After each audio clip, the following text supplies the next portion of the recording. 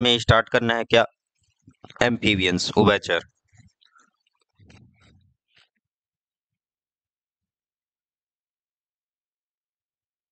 तो उभयचर से स्टार्ट करना है। तो उभयचर की क्या क्या कैरेक्टर, क्या क्या फीचर्स होते हैं, ये देख लेते हैं।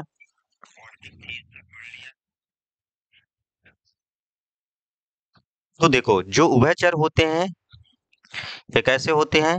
ये जल और स्थल दोनों में रहते हैं, ठीक। और जल और स्थल में दोनों पर तो निवास करते ही करते हैं।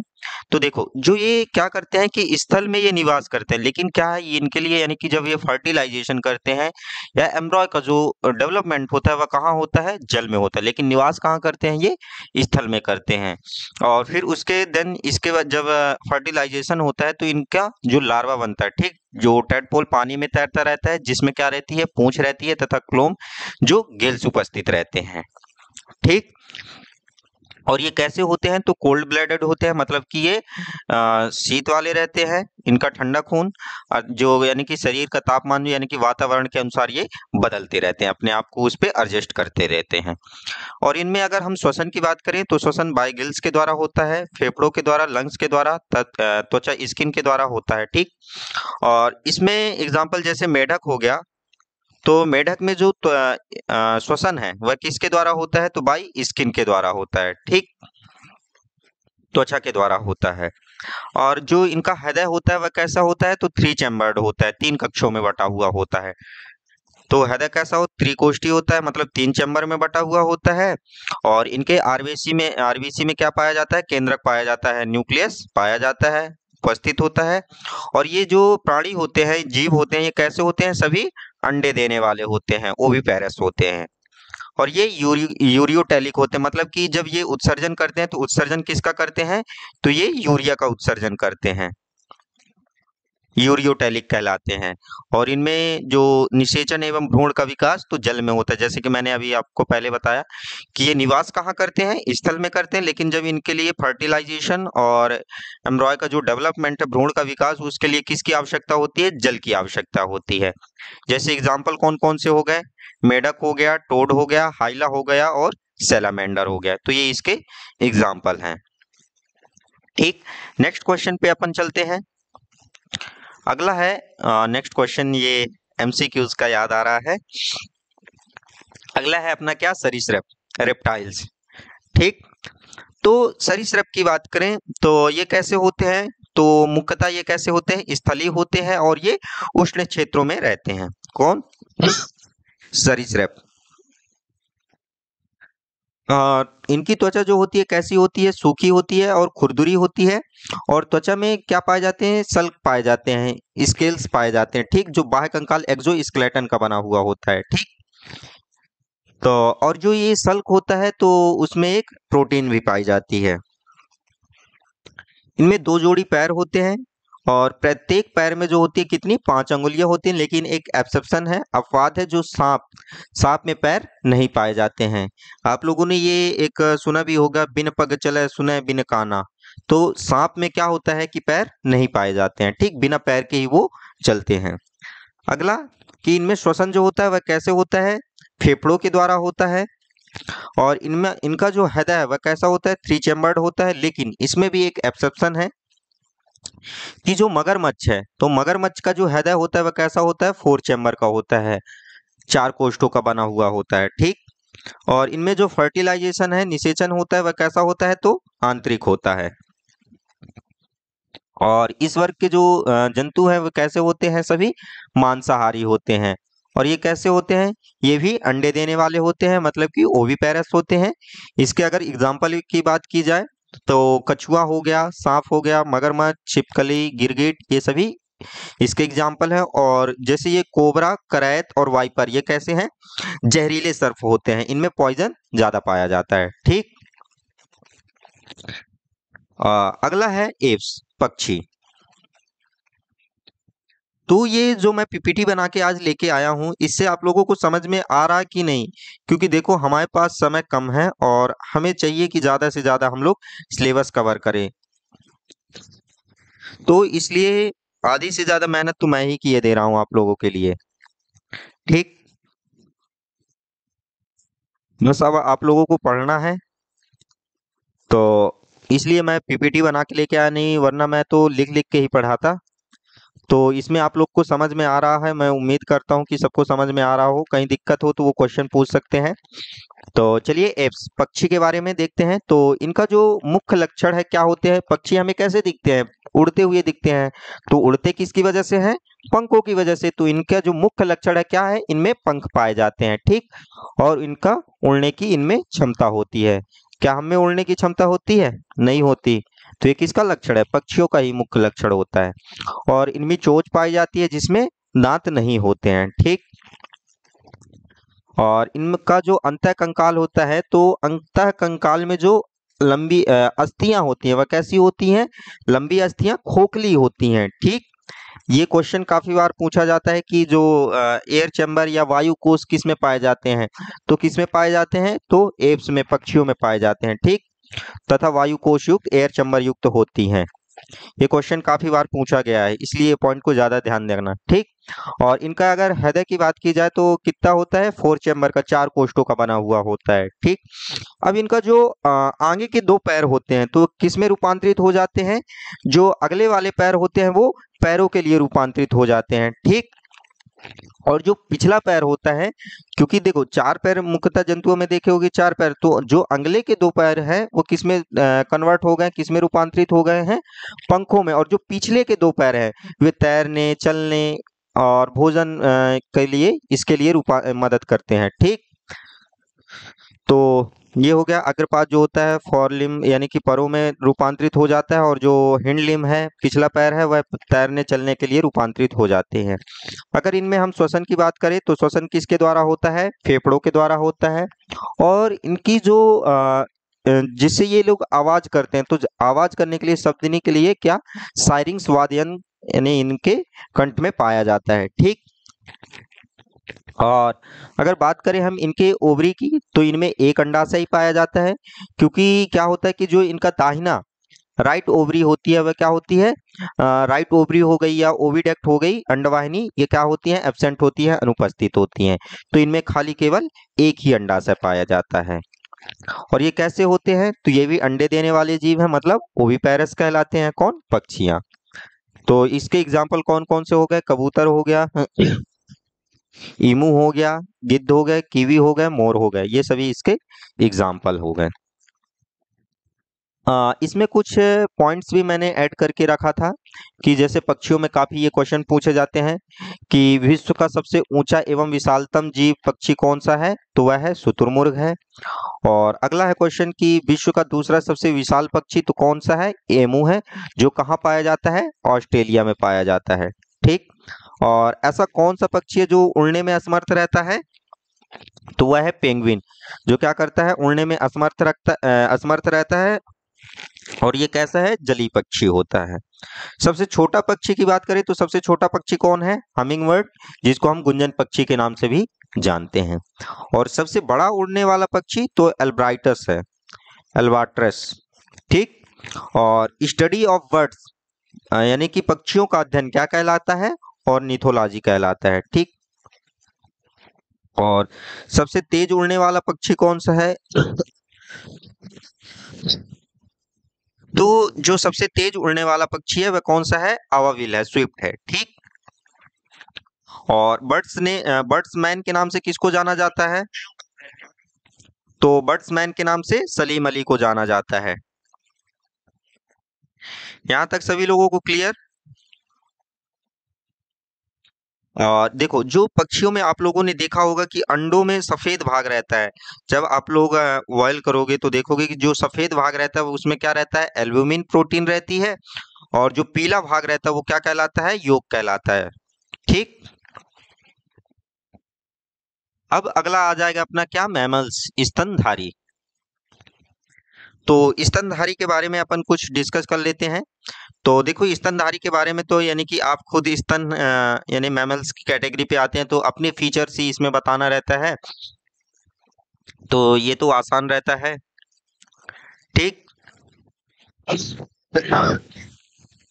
तो देखो क्या है कि इनका जो प्रमुख लक्षण है, ये कैसे होते हैं, दूध उत्पन्न करने वाले हैं, उत्पन्न करने वाली एक ग्रंथि स्तन ग्रंथि पाई जाती है, जिससे इनके यानी कि बच्चों का भरण पोषण होता है, न्यूट्रिशन होता है।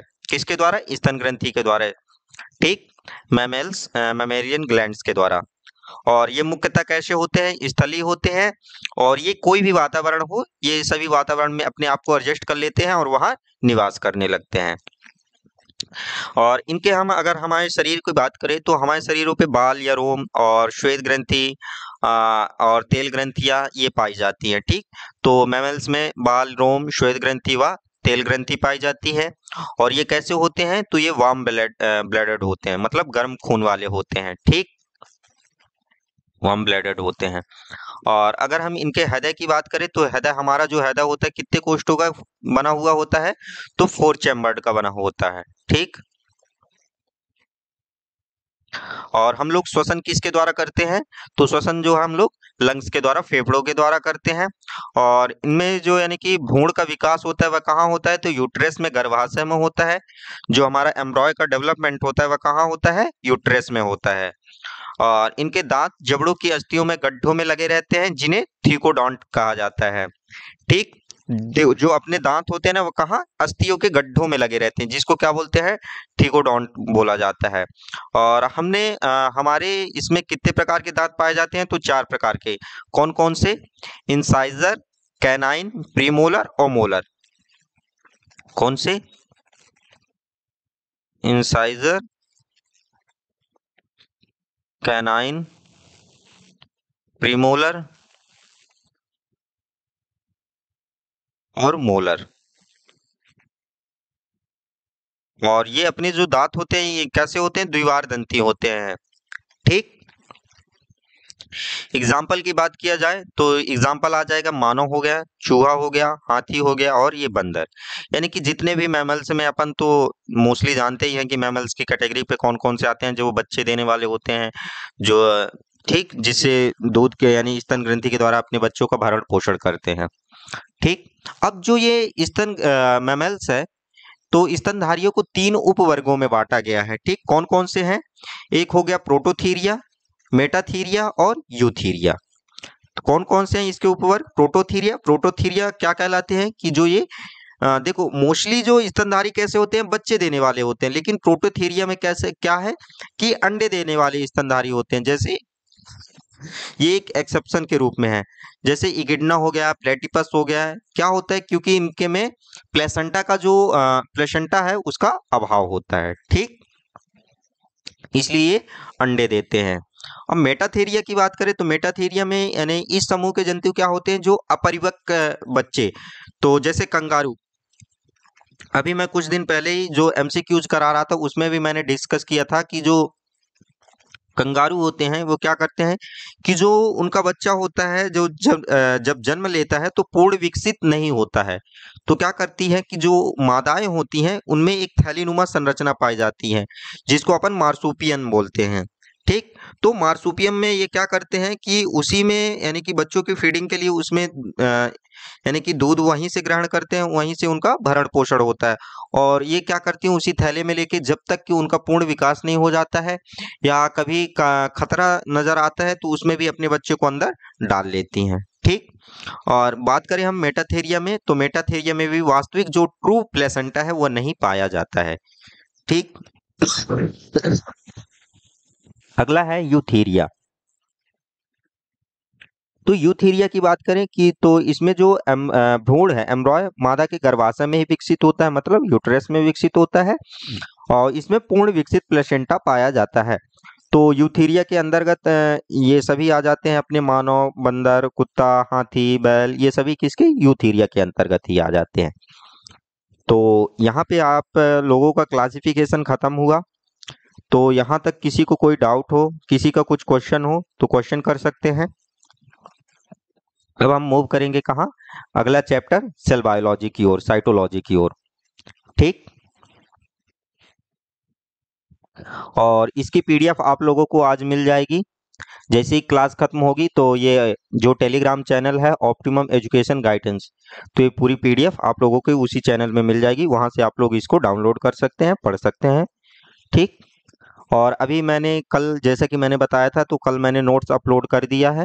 वहाँ से आप लोगों के लिए उसमें पूरा जो मैंने एनसीईआरटी का जो सार है पूरा उस पे अपने हाथों से ही लिख के बनाया, तो आप लोगों को रिवीजन करने के लिए बहुत अच्छा रहेगा। तो वहाँ से आप लोग उसको डाउनलोड कर लेना और पर डे उसको पढ़ना, ताकि रिवीजन होते रहेगा। और जो कुछ भी डाउट लगे तो हम तो हैं ही हैं, तो डाउट आप लोग पूछ सकते हैं। ठीक, चलिए नेक्स्ट चैप्टर की ओर मूव करते हैं। अगला है क्या? साइटोलॉजी, कोशिका विज्ञान। तो साइटोलॉजी, कोशिका विज्ञान क्या कहलाती है?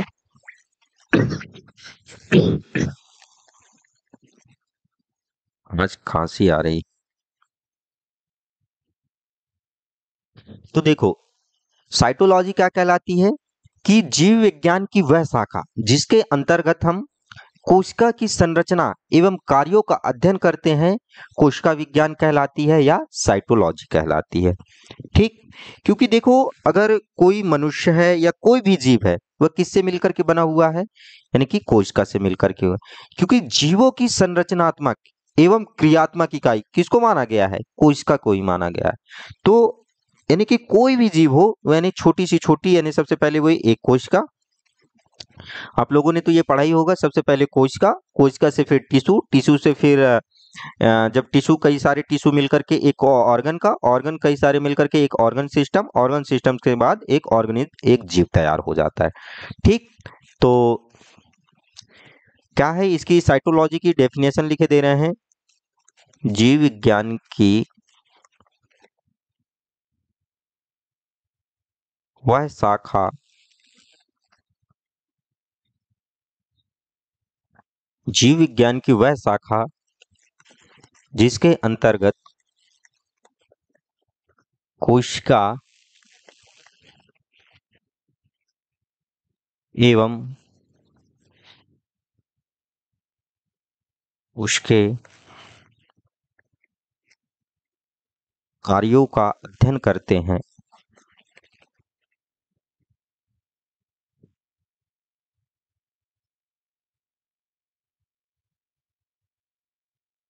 साइटोलॉजी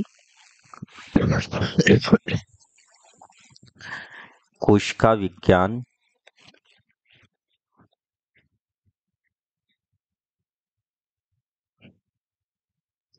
कोशिका विज्ञान कहलाती है। ठीक, जो हमारी सेल होती है, सेल कैसी है? ये जीवों की सेल या कोशिका, यह कैसी है? तो यह जीवों की संरचनात्मक जीवों की संरचनात्मक एवं क्रियात्मक इकाई है। जीवों की संरचनात्मक एवं क्रियात्मक इकाई है। ठीक, अब जो ये कोशिका है, तो सबसे पहले अगर कोशिका की खोज की बात करें, तो कोशिका की खोज किसने किया था?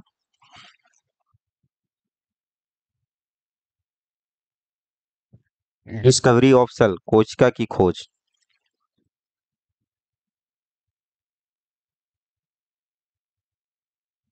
कोशिका की खोज किसने किया था? तो सबसे पहले रॉबर्ट हुक ने। रॉबर्ट हुक ने कब किया था? 1665 में। किसमें किया था? तो इन्होंने जो कॉर्क कोशिकाएं हैं, ठीक, एक ओक का जो प्लांट था उसकी कॉर्क से, यानी कि कॉर्क सेल से सेल की खोज की थी। और ये कैसी, इन्होंने किस सेल पे खोज किया था? तो डेड सेल्स पे, मृत कोशिका पे खोज किया था। ठीक, मृत कोशिका की खोज किया था किसने? रॉबर्ट हुक ने। और इन्होंने जो ये सेल की खोज के बारे में बताया है, तो अपनी किस पुस्तक के बारे में बताया, कौन सी पुस्तक में? तो उस पुस्तक का नाम है क्या? माइक्रोग्राफिया। माइक्रोग्राफिया, ये याद रखना आप लोग। ठीक, कौन सी पुस्तक है? माइक्रोग्राफिया में बताया है। अब ये तो रहा क्या? Dead cells. अगर हम लिविंग सेल्स की बात करें, जीवित कोशिका, तो जीवित कोशिका की खोज किसने किया है?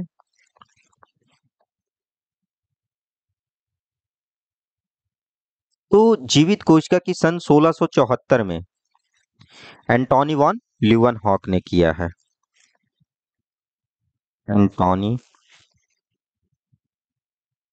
वॉन ल्यूवेनहॉक, ठीक। एंटोनी वॉन ल्यूवेनहॉक ने जीवित कोशिकाओं की खोज किया है।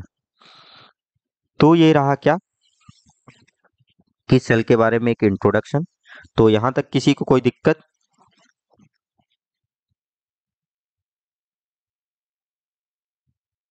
बात करेंगे हम किसकी? कोशिका सिद्धांत की। तो कोशिका सिद्धांत किसने दिया था? तो देखो, सबसे पहले एमजे सिल्डन एंड टी श्वान ने। कौन कौन थे? एमजे सिल्डन फर्स्ट साइंटिस्ट थे, एमजे एमजे सिल्डन या एंड टी श्वान, ठीक। तो एमजे सिल्डन और टी श्वान ने कोशिका सिद्धांत दिया था। तो एमजे सिल्डन ने कब दिया था? 1838 में। और ये कौन थे? तो ये एक बॉटनिस्ट थे, ठीक, यानी वनस्पति शास्त्र के वैज्ञानिक थे। और अगर हम बात करें किसकी, टी श्वान की, तो यह एक सबसे पहले इन्होंने 1839 में दिया था और यह एक जूलॉजिस्ट थे, ठीक।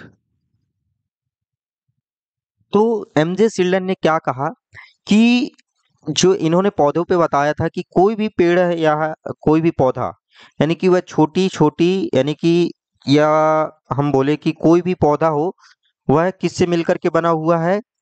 छोटी ना छोटी कोशिकाओं से मिलकर के बना हुआ है, ठीक।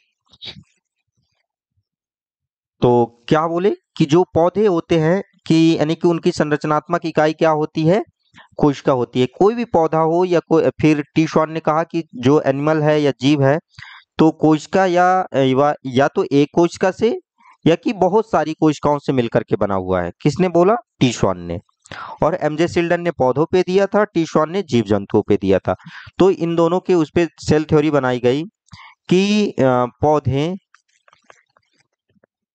या जीव, क्या पौधे या जीव का शरीर एक कोशिका,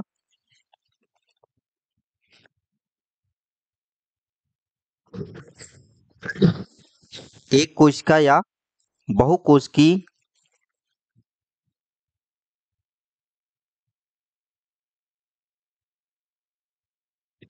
बहुकोशिकी से मिलकर के बनता है,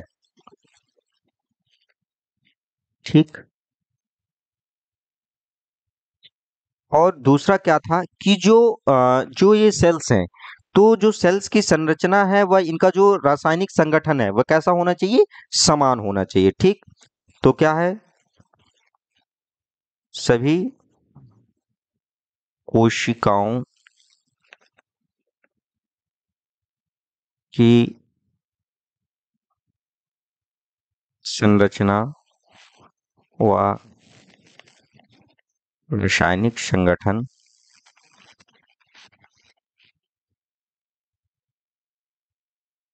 समान होना चाहिए। यह समान होता है, ठीक। ये किसने बताया? एमजे सिल्डन और टी शॉन ने बताया, ठीक। लेकिन क्या हुआ कि ये लोग तो ये बता दिया कि जो कोई भी जीव है या पौधे हैं, वह एक कोई ना कोई, या ना मतलब कि कोई कोशिका से मिलकर के एक कोशिका से मिलकर के बना है या कोई बहुत सारी कोशिकाओं से मिलकर के बना है, ठीक। और जो उनका यानी कि जो कोशिकाएं हैं वो संरचना में या रासायनिक संगठन या उनका जहाँ से ओरिजिन, वो जो ओरिजिन हुआ है वह यानी कि एक ही एम्ब्रॉय से ओरिजिन हुआ है। ठीक, तो ये किसने बताया?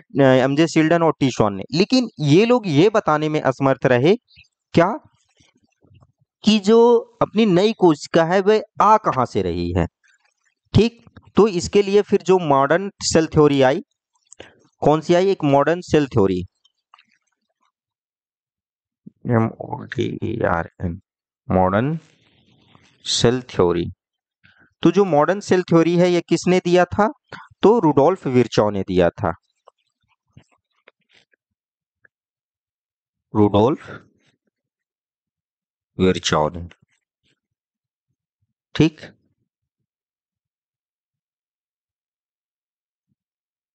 रुडोल्फ विर्चॉ ने दिया था। कब दिया था? 1855 में।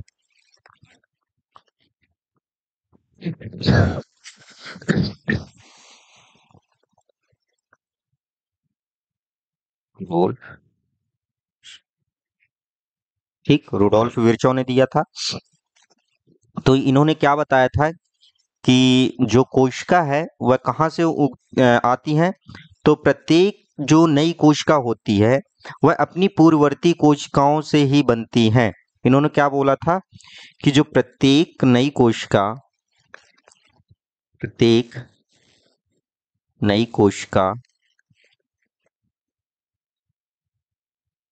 अपने पूर्ववर्ती प्रिमिटिव पूर्ववर्ती कोशिका से ही बनती है। ठीक, तो ये किसने बताया था?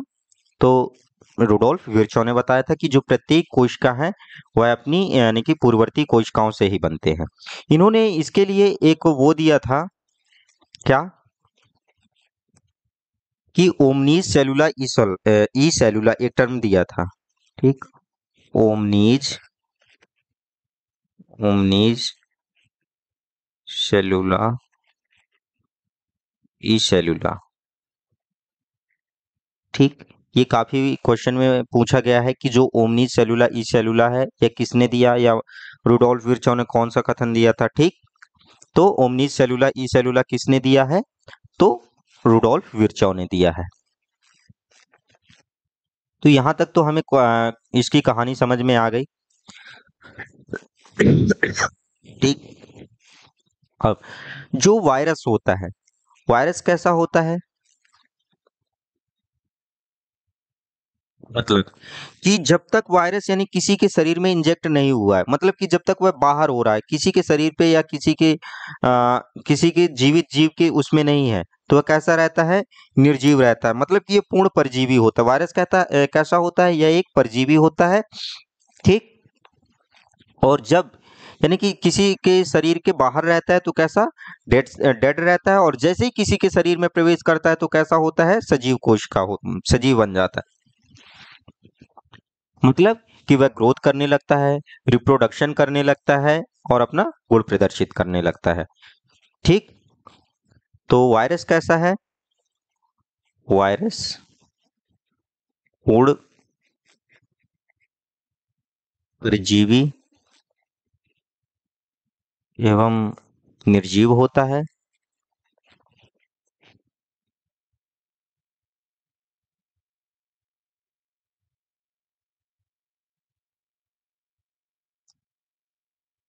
निर्जीव होता है, लेकिन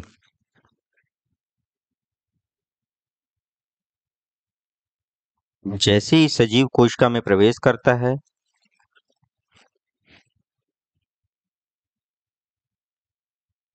सजीव कोशिका में प्रवेश करता है,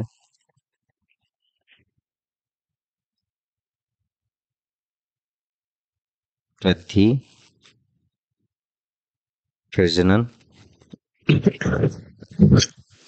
वृद्धि प्रजनन एवं सजीवों जैसे गुण प्रदर्शित करने लगता है। सजीवों जैसे गुण प्रदर्शित करने लगता है। ठीक, यहां तक क्लियर? किसी का कोई क्वेश्चन? ठीक, तो देखो वायरस कैसा होता है, यह एक पूर्ण परजीवी है। ठीक, अब अब हम बात करेंगे कि कोशिकाओं की सेल के शेप की बात करेंगे, आकृति साइज कैसा होता है। ठीक, कोशिकाओं की कोशिका की आकृति एवं माप।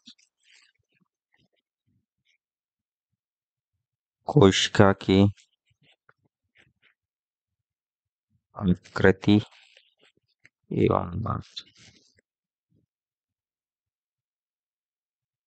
ठीक,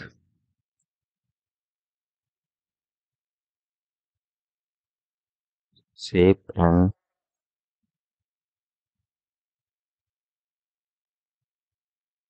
साइज ऑफ सेल।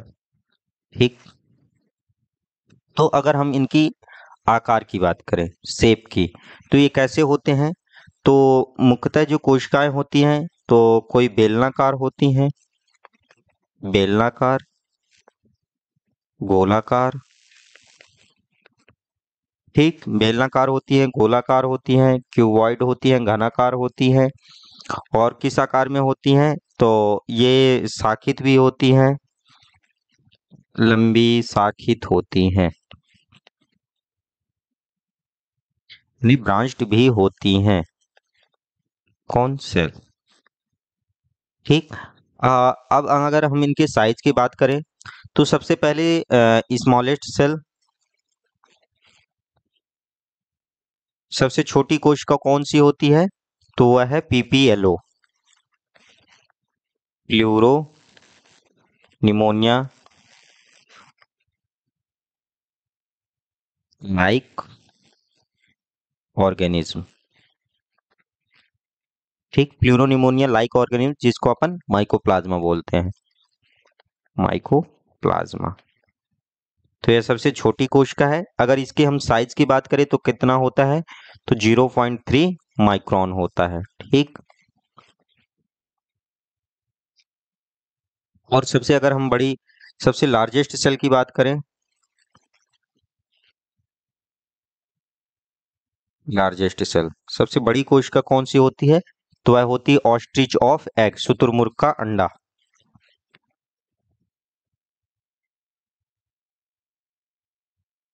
शुतुरमुर्ग का, शुतुरमुर्ग का अंडा। ठीक, जो शुतुरमुर्ग का अंडा होता है वह उसका यानी कि लेंथ कितना होता है? तो 6 इंच व्यास होता है, डायमीटर। ठीक, ये क्या है? ये अंडे का माप है।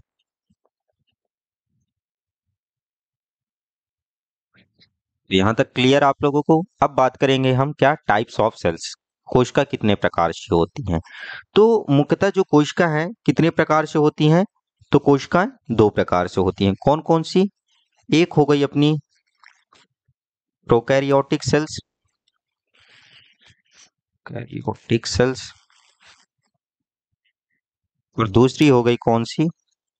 Eukaryotic cells, eukaryotic cells. ठीक,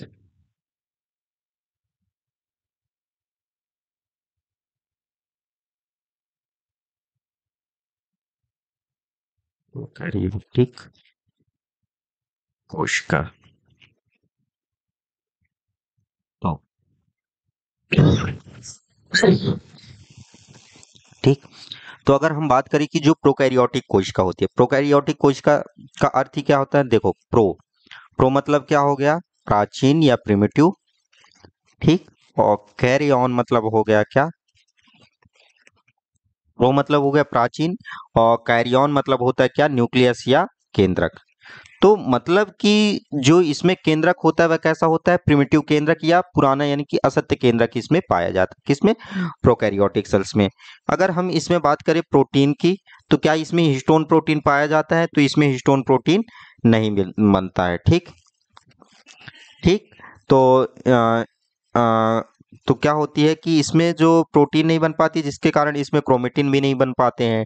ठीक, और इसमें कोई कोशिकांग भी नहीं पाए जाते हैं, इसमें कोई कोशिकांग नहीं होते।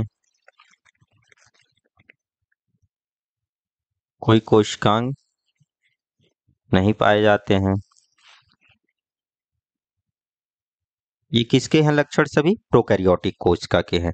और अगर हम इसके एग्जाम्पल की बात करें कि प्रोकैरियोटिक कोशिका में कौन कौन से आते हैं, तो जैसे बैक्टीरिया हो गई, ब्लू ग्रीन एल्गी हो गया,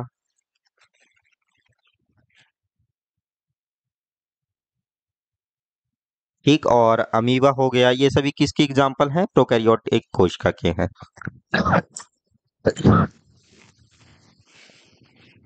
और अगर हम इनमें क्या बात करें कि कोई न्यूक्लियस पे कोई आवरण पाया जाता है या कोई सेल मेम्ब्रेन वगैरह, न्यूक्लियर मेम्ब्रेन वगैरह पाई जाती है, तो क्योंकि इसमें जो सत्त केंद्रक पाया ही नहीं जाता प्रोकैरियोटिक सेल्स में, जिसके कारण क्या है कि इसमें जो ट्रू न्यूक्लियर मेम्ब्रेन है वो पाई नहीं जाती, क्योंकि न्यूक्लियस ही नहीं है तो न्यूक्लियर मेम्ब्रेन बनेगी कैसे, है ना। और यूकैरियोटिक कोशिका की बात करें हम, यूकैरियोटिक कोशिका, तो यूकैरियोटिक कोशिका, यू मतलब क्या हो गया? यू मतलब होता है ट्रू या वास्तविक,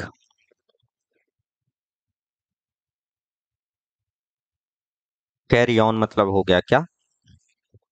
न्यूक्लियस या केंद्रक।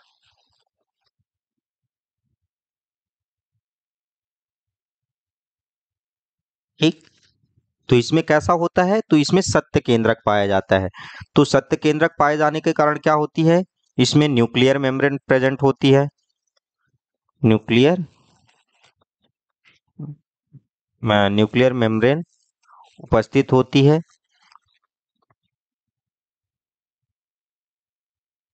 एवं सभी कोशिकांग इसमें विकसित होते हैं।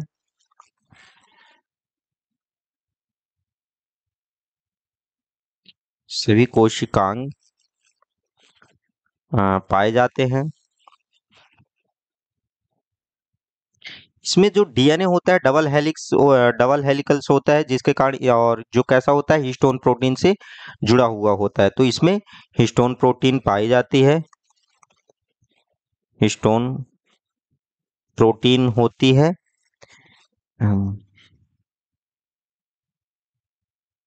हिस्टोन प्रोटीन होती है, एवं इसमें जो क्रोमेटिन है, तो क्रोमेटिन भी इसमें पाई जाती है। किसमें? किसमें? यूकैरियोटिक में। अगर हम डिफरेंस की बात करें कि difference between eukaryotic cells and prokaryotic cells, तो प्रोकैरियोटिक और यूकैरियोटिक में क्या अंतर है? तो देखो, प्रोकैरियोटिक कोशिका ऐसी कोशिकाएं जिसमें जीवाणु एवं नीलहरित शैवाल में पाई जाती हैं, प्रोकैरियोटिक कोशिका है। और ये सभी जंतु व पादपों में पाई जाती हैं। तो यूकैरियोटिक सेल्स कहाँ कहाँ पाई जाती हैं? तो सभी प्लांट्स में हो गया, और सभी एनिमल्स में यूकैरियोटिक सेल्स पाई जाती हैं। प्रोकैरियोटिक कोशिका में वास्तविक केंद्रक नहीं पाया जाता है, ठीक, और इनमें वास्तविक ट्रू न्यूक्लियस पाया जाता है। इनकी जो कोशिकाएं होती हैं तो कैसी होती हैं? अर्धविकसित होती हैं। और जो यूकैरियोटिक कोशिका है तो उनकी कोशिकाएं जो होती हैं पूर्णतः विकसित होती हैं। और प्रोकैरियोटिक कोशिकाओं की बात करें हम, तो इसमें जो न्यूक्लियर मेम्ब्रेन हो गया, सेल मेम्ब्रेन हो गया, ये सभी क्या होते हैं? एब्सेंट होते हैं, उपस्थित होते हैं। क्यों? क्योंकि इसमें ट्रू न्यूक्लियस ही नहीं पाया जाता, जिसके कारण ट्रू न्यूक्लियर मेम्ब्रेन या सेल मेम्ब्रेन नहीं पाई जाती है। और अगर हम यूकैरियोटिक कोशिका की बात करें तो उसमें प्रॉपर रूप से न्यूक्लियर मेम्ब्रेन, सेल मेम्ब्रेन, ये सभी प्रॉपर रूप से प्रेजेंट होती हैं, उपस्थित होते हैं। अगला है डीएनए। इसमें जो होता है कैसा होता है? नेक्ड होता है। और हिस्टोन प्रोटीन भी क्या होती है? एब्सेंट होती है, अनुपस्थित होती है, ठीक। और जिसमें जो डीएनए प्रोटीन है, डीएनए जो होता है वह कैसा होता है? प्रोटीन के साथ जुड़ा हुआ पाया जाता है। अगला पॉइंट कि जो प्रोकैरियोटिक कोशिका है, तो प्रोकैरियोटिक कोशिका में जैसे माइटोकॉन्ड्रिया हो गया, chloroplast, endoplasmic reticulum, Golgi body, lysosome, centrosome, ये सभी क्या होते हैं? एब्सेंट होते हैं, अनुपस्थित होते हैं। और यूकैरियोटिक में सभी कोशिकांग प्रॉपर रूप से विकसित होते हैं, उपस्थित होते हैं। और अगर हम बात करें कि जो प्रोकैरियोटिक कोशिकाएं हैं, तो प्रोकैरियोटिक कोशिकाओं में जो सेल डिवीजन होता है वह किसके द्वारा होता है? तो इनमें जो होता है विखंडन एवं मुकुलन के द्वारा होता है। और जो यूकैरियोटिक कोशिका हैं, तो यूकैरियोटिक कोशिका में जो सेल डिवीजन है वह समसूत्री एवं अर्धसूत्री विभाजन पाया जाता है। अगर हम प्रोकैरियोटिक कोशिका के राइबोसोम की बात करें तो इसमें 70s राइबोसोम पाया जाता है और इसमें 80s राइबोसोम पाया जाता है। 50 और 30 के 30 और 60s प्लस 40s। ठीक। जो S है ये एक सॉर्बट यूनिट कहलाती है। और अगर हम इनमें श्वसन की बात करें तो श्वसन किसके द्वारा होता है, तो मेसोसोम श्वसन में हाथ सेल्फ करते हैं और इनमें जो श्वसन होता है वो माइटोकॉन्ड्रियम। ठीक। यूकैरियोटिक में। तो ये रहा प्रोकैरियोटिक और यूकैरियोटिक में अंतर। अब अगला हम बात करेंगे क्या, कि जो हमारी सेल्स है, तो जो कंपोनेंट ऑफ सेल्स, तो हमारी सेल्स किस किस से मिलकर के बनी हुई है। ठीक। तो जो हमारी सेल्स है वह किस किस से मिलकर के बनी हुई होती है, तो जैसे प्रोटोप्लाज्म हो गया। ठीक। सबसे पहला कंपोनेंट क्या है, प्रोटोप्लाज्म है। कोशिका कला सेल मेम्ब्रेन हो गई, सेल वॉल हो गई, कोशिका न्यूक्लियस हो गया, साइटोप्लाज्म, माइटोकॉन्ड्रिया, लवक, अंतःप्रज्वलित जालिका, Golgi body, lysosome, centrosome, vacuoles और राइबोसोम। तो ये सभी हमारी सेल्स में पाई जाती हैं।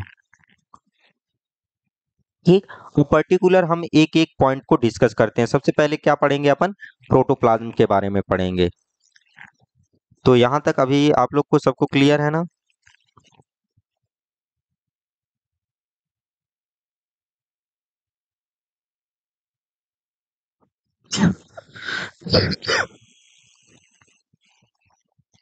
ठीक। तो चलिए अगला है, सबसे पहला हम क्या, प्रोटोप्लाज्म जीव द्रव पढ़ते हैं।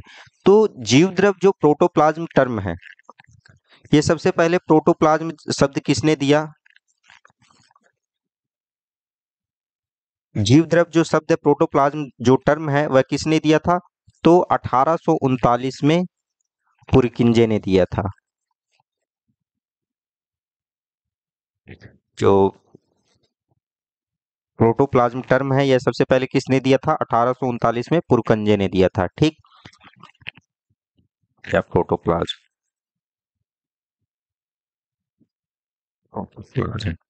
ठीक। अब अगर हम जो प्रोटोप्लाज्म है यह रासायनिक एवं कार्बनिक पदार्थों का क्या है, एक जटिल मिश्रण होता है। क्या होता है, यह एक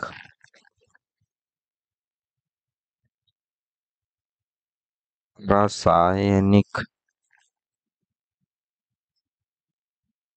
एवं कार्बनिक पदार्थों का जटिल मिश्रण है। और प्रोटोप्लाज्म में ज्यादातर मोस्टली क्या पाया जाता है, तो मुख्यतः इसमें जल होता है। प्रोटोप्लाज्म में लगभग कितना होता है, तो 80% भाग जल होता है। तो प्रोटोप्लाज्म में प्लाज्म में लगभग 80% जल पाया जाता है। और जो अगर हम जलीय पौधों की बात करें तो जलीय पौधों में कितने परसेंट प्रोटोप्लाज्म में जो जल होता है वह कितने परसेंट होता है, तो जलीय पौधों में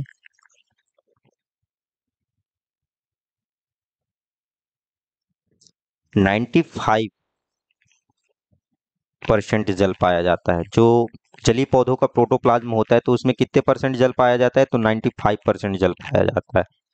ठीक।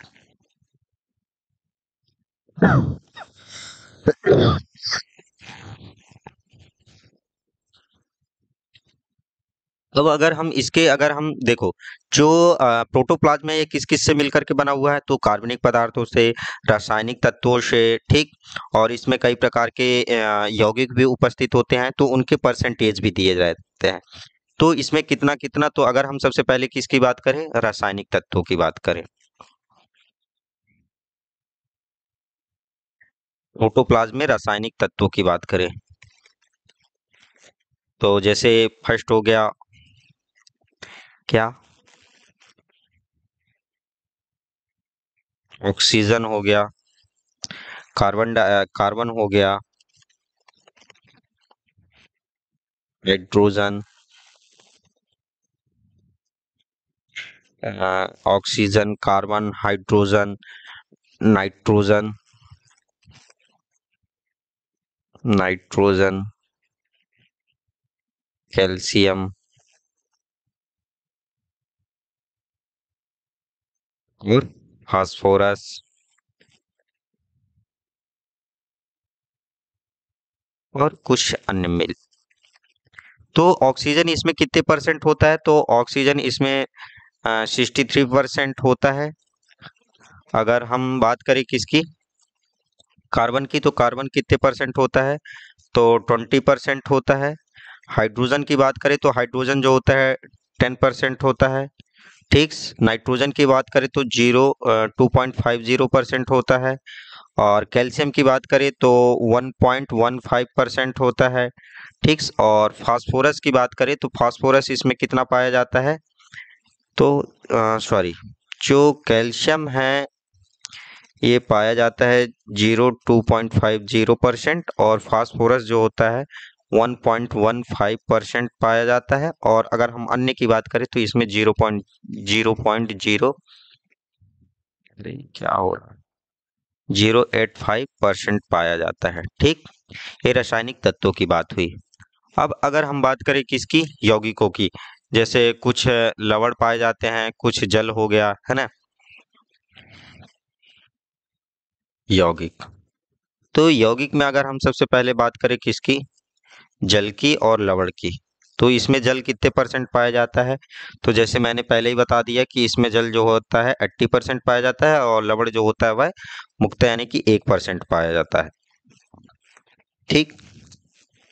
अब कार्बनिक पदार्थों की बात कर लें हम।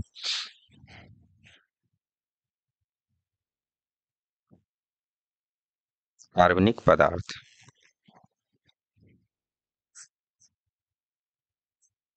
ठीक। तो कार्बनिक पदार्थों में अगर हम बात करें तो इसमें कार्बनिक पदार्थ कौन कौन से पाए जाते हैं? तो जैसे प्रोटीन हो गई, प्रोटीन, वसा, कार्बोहाइड्रेट, कार्बोहाइड्रेट हो गया।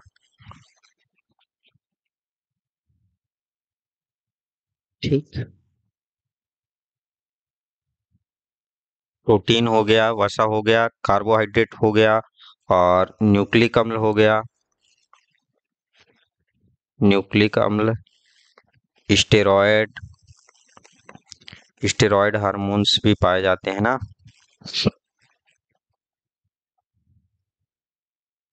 तो अगर अब हम इनकी परसेंटेज की बात करें तो प्रोटीन कितने परसेंट होता है?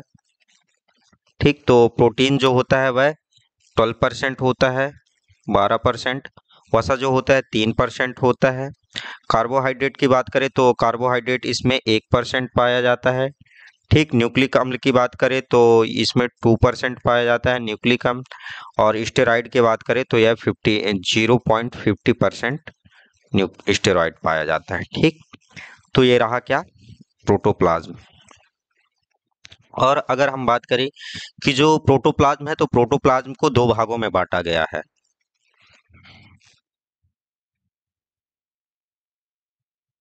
प्रोटो को दो भागों में बांटा गया है। कौन कौन से? तो पहला हो गया साइटोप्लाज्म, साइटोप्लाज्म कोशिका द्रव। दूसरा होता है क्या, न्यूक्लियोप्लाज्म,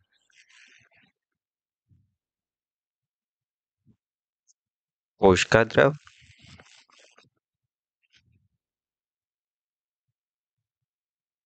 ये क्या है, न्यूक्लियोप्लाज्म केंद्रक द्रव। कोशिका द्रव क्या होता है कि जब सेल्स और न्यूक्लियस, सेल्स और न्यूक्लियस के बीच का द्रव,